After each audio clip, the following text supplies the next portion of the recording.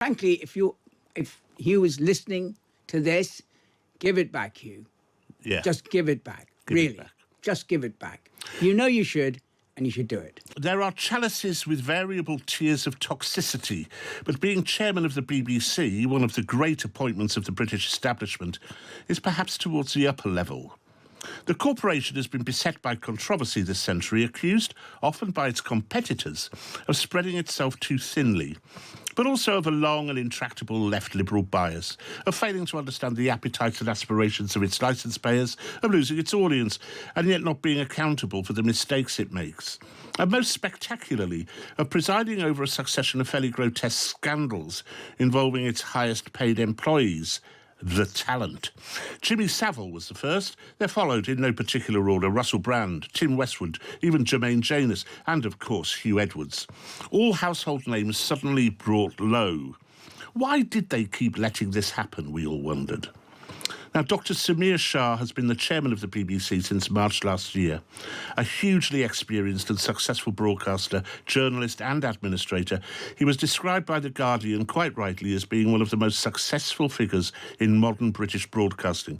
His job is existential. He must secure the existence of the BBC against the increasing demands that in such a market it is an untenable proposition. One of the first things he has addressed is the BBC's propensity to find itself in trouble with big stars. He commissioned a workplace survey, which reported last week that while the BBC was not in any way a toxic place to work, as Samir himself put it, there is a minority of people whose behaviour is simply not acceptable.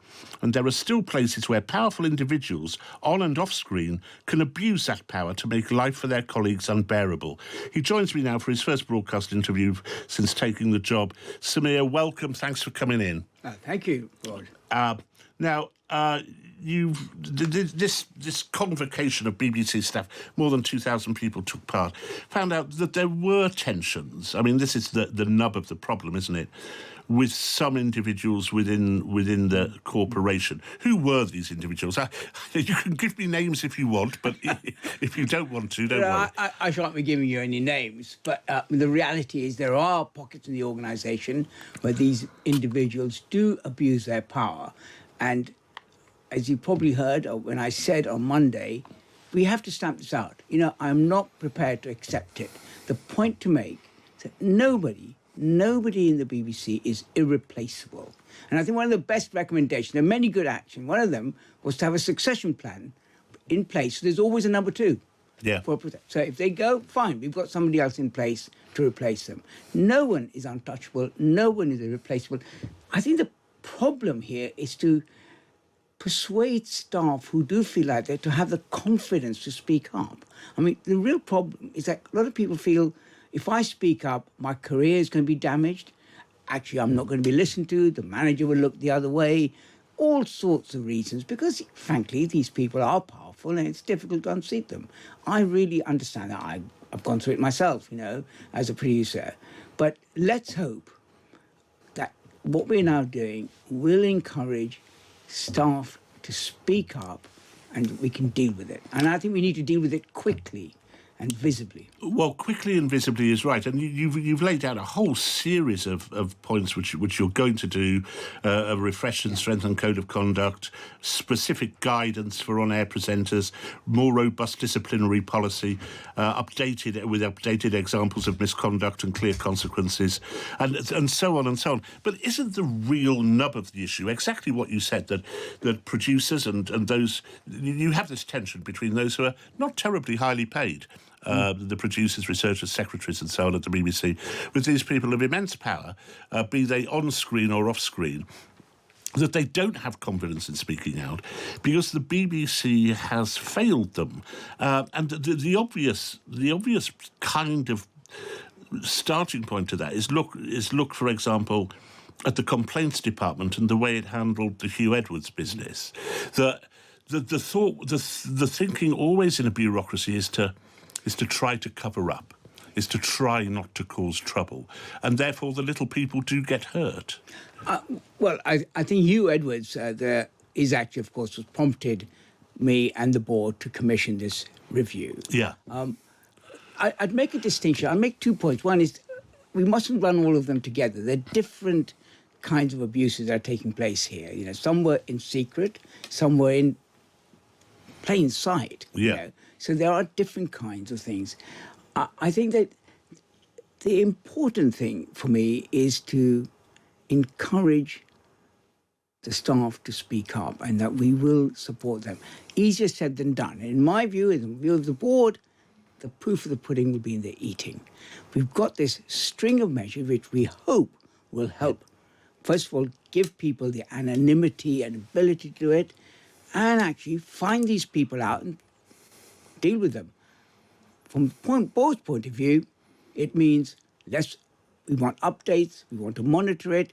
Has it worked? It's the only question to ask. Has it worked? Has it really encouraged people to speak up? And that, I mean, one thing I am keen to say now, I'm sure this is not a green light for vexatious complaints. This is not. No, indeed. You know, and indeed. I think some some of them are. And some of them are. Yeah. And we need to do proper work on it, but not take forever. And but the Tim Westwood stuff, for example. Oh, I know. I mean, that had been going on for a long time, and no one felt they could speak out about it. Well, exactly. I completely agree with that. And the report that was commissioned before my time, you talked about a poison chalice, came out in my time. Yes, it did, didn't it? Although I have to say that somebody said to me, if you get a poison chalice, you don't actually have to drink it.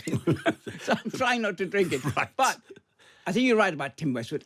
Outrageous, you know, and we've come out. And the second thing I would say is that it has changed. I used to work here 30 years ago in the Current Affairs Department. I ran it.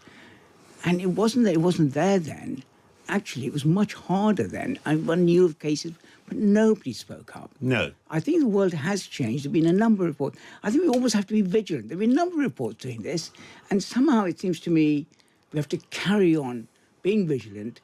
And what I wanted to do is to say, I personally want to stamp this out. I personally wanted to stamp it out. I'm not going to tolerate it. I know what the situation is. I know why it's difficult to speak out. And I don't know whether other chairs have done it, but I have absolutely declared it as one of my missions in this whilst I'm chair. One of the problems, though, I mentioned it before, is it's peculiar to bureaucracies all over the place, but particularly the BBC, which was the Huw Edwards business and the tendency of the complaints unit. And I found this when I had to make a complaint, someone did on my behalf about an interview by Emily Maitlis on Newsnight, that the complaint is shoved away, it's pushed to the back, and the people in the complaints unit hope to hell it won't ever get out. And that seems to be exactly what's happened with Huw Edwards. Don't you need more openness there? I think I'm all for openness and transparency. And I kind of recognise the picture you're painting of the complaints unit. I think they're trying to do a job, but there is a culture within the BBC, and we try and address complaints. But this is all part of the change that I want to bring about. That we should be confident, we should be on the front foot, we try and do the right thing, and we should be open about it. You know, because sometimes I agree that I said it should be quicker, but not at the expense of proper justice. No, indeed. You know, so as you know, we all know, BBC needs to get it right. If it takes a bit of time to get it right, fair enough. We'll take time to get it right. You know, and I think with the Huw Edwards and actually cases after that, and indeed before it, this business of getting it right, making sure we're on firm ground before we opine. But I am a bit fed up with, us not being on the front foot here. Yes. We need to get ahead of the game, find these people out, deal with them. Because it's been going on a long time. Yeah, well, it's been going on a long time. For us, it's been going on a long time for many other institutions. Indeed. The church has been going on for a long time, forever. I mean, I've never heard the word talent used, apart from with heavy irony, frankly. Yes. Actually, we used to call you talent, Rod. Never called me talent. But there is a problem there, and you're always open to attacks from the newspapers when people speak out or when people behave in a way which is not commensurate with their standing at the BBC. I mean, the obvious other one is Gary Lineker, who you have now lost. Is Gary Lineker one of the ones who you thought, well, we need a number two? Well, famously, of course, we didn't have a number 2 when Gary Lineker Well, indeed. decided. Gary Lineker's story is well known now, and you know that I said publicly at the Select Committee when he started tweeting, I thought that one or two of his tweets crossed the line and editorial, and we made it clearer that those people who represent not just news and current affairs, but who have a job that reflect, that stand for the BBC and hold the image of the BBC, that they need to be more careful about it. I think the Gary Lineker issue and about Match of the Day, again, I have a different view on this. As you probably know, I got into a bit of stick when I talked about, I was quite more insight and analysis on Match of the Day rather. I didn't mean less football. I think a lot of people watch highlights, watch it on YouTube immediately afterwards. Yeah. They're going to wait till 10:30, so I just think we should talk more about it. And I think our new director of sport just wants to refresh it with having new people talking about it. Right. And just to go back to one previous question, which is the Hugh Edwards thing, you're going to get that 200 grand back, mate, Well, we've been asking him. And it's all down to whether he agrees to. Because if you asked me, Samir, give me £200,000, I would probably demur, if I'm honest. Yes. So it's all down to him. There's nothing you can do about it. Well, we're getting, legal advice on it. I think, frankly, if Hugh is listening to this, give it back, Hugh. Yeah. Just give it back. Just give it back. You should. And you should do it. Now, one of the other, you've been in the role for a year now, and I hope you've enjoyed yourself. One of the big questions which comes up is about the place in the market for the BBC, and the continual criticism that you're spreading yourselves too thinly, and in so doing, of course, there is a commercial reason for people making this accusation that you're encroaching on other people's territory. We saw that a little bit with the. With Radio 2 suddenly deciding to launch a kind of Boomers station to rival Boomers Radio. Do you think the BBC needs to be a bit more clinical about where it focuses its attention over the next 5 to 10 years to keep hold of that licence fee? Yeah, of course. There's no question. The context, though, which is a really important context for all of us, all public service broadcasters, indeed broadcasters generally, is a slow but steady decline of viewing, of audience consumption, right? They used to watch television channels, they're now going on demand. People are moving from what we call the legacy linear stuff to on demand and and listening to stuff like that online. So we've got to make that big transition. With the radio, for example, we're, again, reflecting how audiences want to listen to radio. And the point of those extensions was to reflect audience behaviour. Now, the BBC can't just stay still when audiences change their behaviour. No, indeed. And that's what we're doing. I think that's important. In terms of spreading yourself too thin, there's a balance. Because it's a licence. Of course there's a balance, but... Have you in the past got that balance right? Because many people would say you're doing far too much when you should be concentrating on the really great things which the BBC does, international news reporting, local news reporting, you might argue, but also top quality drama, entertainment and so on. Why, for example, are you kind of piggybacking on Love Island online? And, do you need to do that? Well, OK, all right. Okay, so we made it clear, I think the important thing is for the BBC to do stuff that distinguishes itself from what's available elsewhere. And we've kind of identified it. As you yourself said, the first, of course, is news. And although we don't always get it right, the striving for impartial, accurate news is really important, gets ever more important as the world drifts into opinionated news. I think we need to encourage... And your news isn't opinionated. No. We'll come to that in a moment. Let's come to that. I did say we don't always get it right, but, we try. But also we need to encourage the creative industries. We are the heartbeat of the creative industries. Without us, it's one of the greatest things we have. And BBC is central to it. So we need to do drama that encourages the creative industry, all that. But you need to do the peripheral stuff. Well, what we also need to do is to reach people. There's no point having the BBC if people aren't watching it, which is why we do programmes that attract a wide audience, a big audience. We're not a niche player here. We are a player of scale, and we need to make programmes that attract everybody. That's why we do sports. We do Why you do sports, sports, yes. because people Yeah. like watching it, and they like the BBC watching it. Well, And we have done some cuts. What we haven't done, and I think that's what people are getting at, is genres and services. We don't want to get out of any genre. We change it. We change it. Our drama is changing. We're putting more into high-end drama, the Wolf Halls of this world, and we're taking out the relatively low-cost... Smoggy Queens. Yes, not your favourite show, I suspect. Not my favourite show. No, let me move on to a very important question.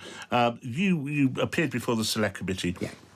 Talking about the BBC documentary narrated by the child of a Hamas executive. And you described it as a knife in the heart of the BBC. There is a continual perception, and I have it, I have to say, and had it when I was there, that the BBC is tilted towards the left liberal view of the world, and particularly has shown a degree of bias in its coverage of the Israel-Palestine crisis. Okay, let's take the second bit first. Yeah, okay. Okay, I've already said, I think we're not unique in this, but the media attracts arts graduates, humanities people, and they tend to have, as I said before, a kind of centre-lefty kind of view. That's an issue we need to address. And I made the point, we need to have people from a wider perspective, different classes, different parts of the country, so that we actually reflect the different opinions that exist in the country. Because you're not doing that entirely at the moment, are you? Well, we could do it a lot better than we do, is what I would say. Right. Okay, thank you for that, Samir. I take that as a... Okay, you know that I thought that the Gaza film was deeply flawed, and so does the board, and the board... And the commissioning of it, presumably. Everything. And we have asked for a report. That report is coming to a conclusion. I haven't seen it yet. And I really think that right now, we're right at the middle of this, and let's just wait to see... You're still reporting from Israel with a whole bunch of BBC Arabic correspondents, some of them who have been found to say the most appalling things about Jewish people, such as we're going to burn them until none are left. Isn't it time to stop using them? Well, that one's also being investigated. The Arabic service, we are looking at it. We've been examining it. And as you know, I think this whole business of how we've covered Israel-Gaza is a proper thing to examine thoroughly, which is why we're going to we're going to get hold of an independent figure to look at our coverage. Now, it's a version of, I don't know if before I became chair, I was investigated how the BBC covered migration. And we're going to do a similar thing, and we're going to get some independent figure to look at this thoroughly, and that will include BBC Arabic. But there have been countless investigations, I remember particularly over Brexit, and remember seeing one myself in 2003, including the Tate report, for example, which Richard Tate, I think it was, who said the BBC needs to be aware, its people need to be aware that they have this bias. Do you think there is any suggestion that they do accept that there's a bias in there? This is never a finished point here. We're always going to have to be vigilant about this, vigilant about our bias, make sure we continue to examine it, report on it, cover it. I just make one point, though, before we get too covered up by this, and forgive me for giving you a bit of facts here to help inform the debate. Facts? Yeah, facts. Well, I thought, I'm coming here, I may as well have some facts at my fingertips.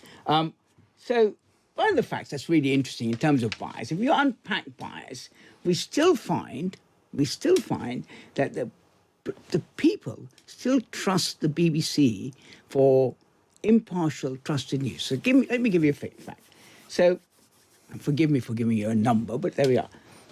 37% is the plurality of people think we provide impartial news.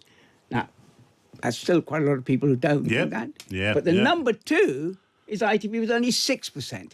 So we're massive. I don't think there's any doubt. I think when ITV you take something is like worse Trust, than the BBC. 45% turn to the BBC News, and the next best is The Guardian and Sky for 6%. And Again, 48% turn to be for accurate news. Yeah. So if you unpack bias and you look at it, we still do better But than everybody else. You know that there's a bias there, don't you? Well, I've already said You've already said there is. I've already said that the kind of recruitment Yeah. of the BBC Yeah. leads to that Yeah. way of looking at the world. And my view is, well, the point is you shouldn't be able to tell the bias of the political position of the people who are making it. Let me give you an example of concede your point. When Madeline Sumption and I did the migration review, we covered the migrant boats thing, and what we found was there was kind of sympathy to these people on the boats because they've obviously, had a hard time, a really hard time, but not as much sympathy for the receiving community. Exactly. Right. So we did a thorough piece of work which revealed that. Now that's and we said, and has that changed now? Well, I hope so. I mean, I've had to, but Madeline's looking at it, and she says that. But it's worth doing. But these things are never finished. We have to be constantly vigilant. Yes. But the real answer, in my view, is that the makeup of the workforce has to be much broader and reflect all the views of the people, not just a particular group. Yes, I'm sure that's right. Two very quick points to end. Are you going to apologise, well, not you personally, but the BBC to Justin Webb for having censured him for daring to say that a trans woman was actually a bloke? Well, it's a really good question. I'm not going to answer it like this. I mean, obviously, it was before the Supreme Court ruling. Yeah. And I think, I can't give you a process answer to that. I know, but let me give you a process. So we've had the Supreme Court ruling. We're now looking at all our rules and regulations, policies to reflect that ruling. And let's see, having changed that, then you can retrofit it. But, right now, I can't say anything. OK. And one last question. Just for you as an individual, Samir, do you consider Hamas to be a terrorist group? I'll have to answer that in terms of the way we currently view it. What do you think they are? Do you think they're a convocation of happy little squirrels? I don't think that. I don't think that. But I'm here as a chairman of the BBC. I know you are, but you're also here as Samir Shah. You exist as an individual entity. I can tell you what I think when I'm Samir Shah. Right now, talking to the world, I am the chairman of the BBC, and we have taken the view as a board that we continue to use the word terrorist only with attribution. That's the position we take. I think. I think you think they're terrorists, Samir. But I will leave you with your beautiful corporate answer. That was the excellent Dr Samir Shah, chairman of the BBC.